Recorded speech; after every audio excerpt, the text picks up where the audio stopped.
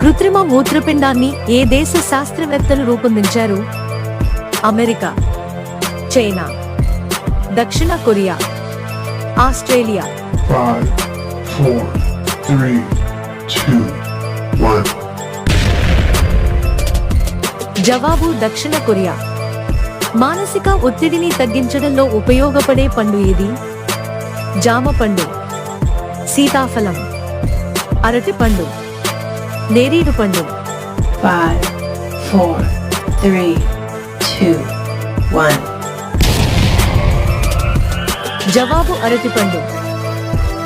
మానసిక ఒత్తిడిని తగ్గించాలంటే అరటిపండు తినండి. మొటిమలు, ముడతలను తగ్గించే కూరగాయ ఏది?